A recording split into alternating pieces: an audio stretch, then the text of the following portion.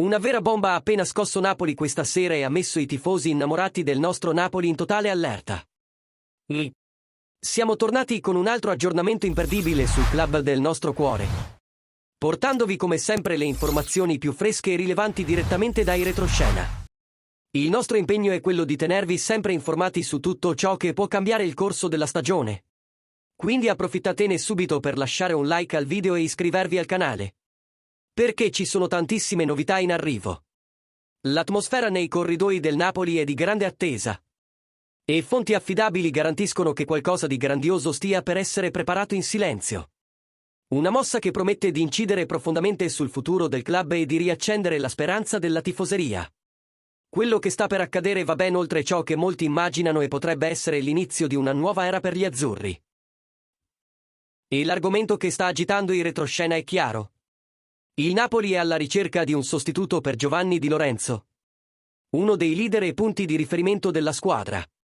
Antonio Conte sa che il capitano non può giocare tutte le partite e ha bisogno di qualcuno all'altezza per alternarsi nel ruolo senza compromettere la solidità difensiva. Il nome che più attira l'attenzione dell'allenatore è quello di Raul Bellanova, terzino destro dell'Atalanta. Bellanova, che è cresciuto nelle giovanili del Milan e ha già vestito le maglie di Inter e Torino, è stato acquistato dall'Atalanta nell'agosto 2024 per una cifra considerevole di 25 milioni di euro, bonus inclusi.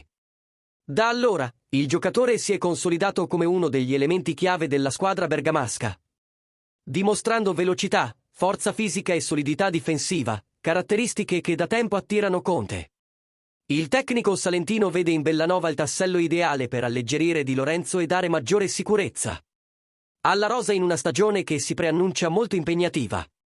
Il giocatore, classe 2000, è considerato uno dei migliori terzini italiani del momento ed è già stato convocato in nazionale, fatto che rafforza ulteriormente il suo prestigio. Tuttavia, convincere l'Atalanta a trattare non sarà affatto semplice. Il club di Percassi difficilmente rinuncerà al calciatore, a meno che non arrivi un'offerta davvero irrinunciabile. Ora la palla passa a Giovanni Manna, direttore sportivo del Napoli, che avrà il compito di trattare con la Dea per cercare di rendere possibile l'arrivo di Bellanova.